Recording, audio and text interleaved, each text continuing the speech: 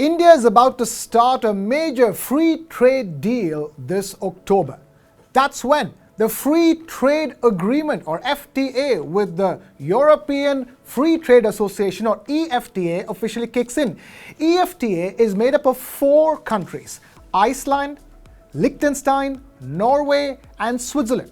And this is not just any trade deal. It comes with a promise of $100 billion in direct investment from these countries over the next 15 years. India's Union Commerce Minister Piyush Goyal confirmed the move, noting that all 4 EFTA members have formally ratified the deal. They've submitted their documents to Norway, which serves as the repository for the agreement. With that, the Trade and Economic Partnership Agreement or TEPA will come into effect from the 1st of October. India and the EFTA first signed the TEPA on March 10th this year.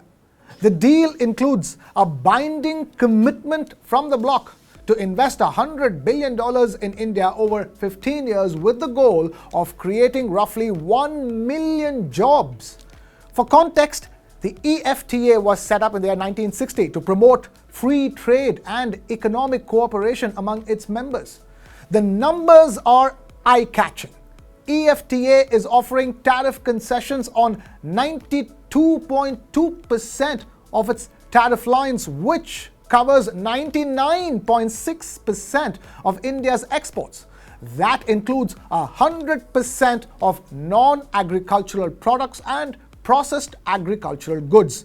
India, in return, is opening 82.7% of its tariff lines for EFTA exports, covering about 95.3% of goods that the bloc ships to India. A major chunk of these imports is gold. Remember, the effective duty on gold remains untouched. The government has taken care to protect sensitive sectors under India's production-linked incentive or PLI schemes, including pharmaceuticals, medical devices and processed foods. Sectors like dairy, soya, coal and certain agricultural products are kept off the table. For consumers, this deal has visible effects. Duty-free exports of merchandise like rice are now possible, while imports of high-value items like Swiss chocolates, watches and wine will become easier and cheaper.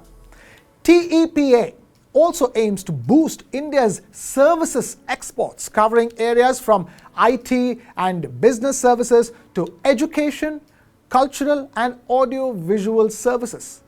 India's Commerce Ministry points out that for the first time in FTA history, there's a legal commitment tied to investment and job creation.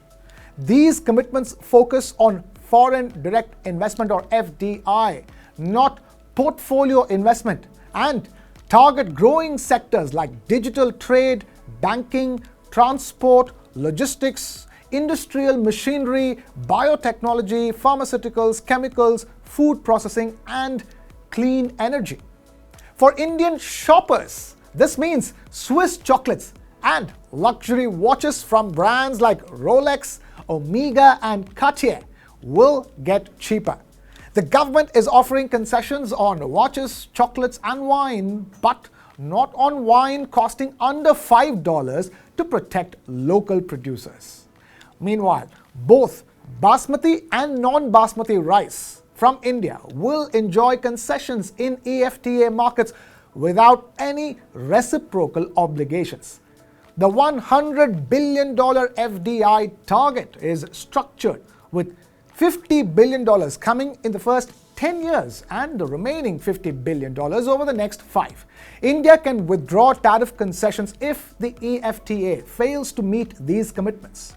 Sovereign wealth funds are excluded from the investment obligations, but investments routed through other countries still count towards that $100 billion target. Remember, TEPA is not just about tariffs. It comprises of 14 chapters covering market access for goods and services, rules of origin, trade facilitation, investment promotion, intellectual property rights, trade remedies, and sustainable development. Both India and the EFTA have respected sensitive areas during negotiations, particularly in agriculture, dairy, soya, coal, and other key sectors. India's concerns regarding generic medicines and patent evergreening are also addressed in this agreement. Mutual recognition agreements, or MRAs, in professional services have also been included. This means Indian nurses, chartered accountants, and architects can potentially work in EFTA countries under recognized standards.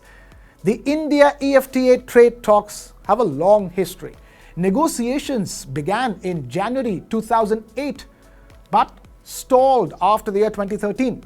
They were revived in the year 2023, leading to the current deal. India's imports from the four countries include gold, silver, coal, pharmaceuticals, vegetable oil, dairy machinery, medical items, crude, and scientific equipment.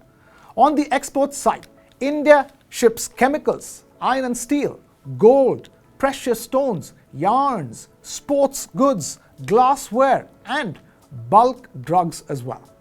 This FTA is not just a paper exercise. It signals a strengthening of India's trade relationships in Europe, promises job creation, boosts services exports, and opens up high-value markets for both sides. Consumers in India stand to benefit from more affordable luxury items, while businesses could gain from smoother access to EFTA markets. And for the first time, a legal FDI commitment is linked directly to trade, marking a new chapter in India's international economic strategy. In short, come the 1st of October, India and the EFTA are not just trading goods, they are trading opportunities, investments, and jobs. And if both sides stick to their commitments, it could reshape economic ties for years to come.